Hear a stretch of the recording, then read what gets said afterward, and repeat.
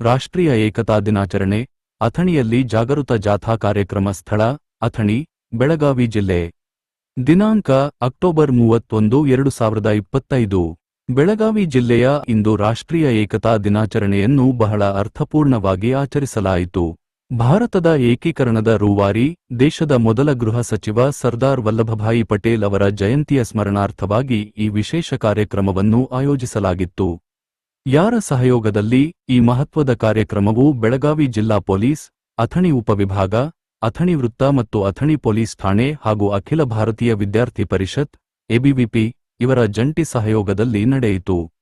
ಕಾರ್ಯಕ್ರಮದ ಸ್ವರೂಪ ರಾಷ್ಟ್ರೀಯ ಭಾವೈಕ್ಯತೆ ಮತ್ತು ಏಕತೆಯನ್ನು ಸಾರುವ ಉದ್ದೇಶದಿಂದ ಅಥಣಿ ನಗರದಲ್ಲಿ ಜಾಗೃತ ಜಾಥಾ ಕಾರ್ಯಕ್ರಮವನ್ನು ಹಮ್ಮಿಕೊಳ್ಳಲಾಗಿತ್ತು.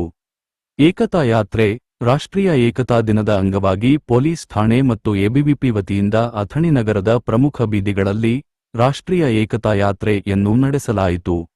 ಈ ಸಂದರ್ಭದಲ್ಲಿ ದೇಶಕ್ಕಾಗಿ ಕರ್ತವ್ಯಗಳನ್ನು ಸ್ಮರಿಸಲಾಯಿತು ಮತ್ತು ಭಾರತದ ಸಮಗ್ರತೆ ಹಾಗೂ ಐಕ್ಯತೆಯನ್ನು ಎತ್ತಿಹಿಡಿಯುವ ಸಂಕಲ್ಪವನ್ನು ಎಲ್ಲರೂ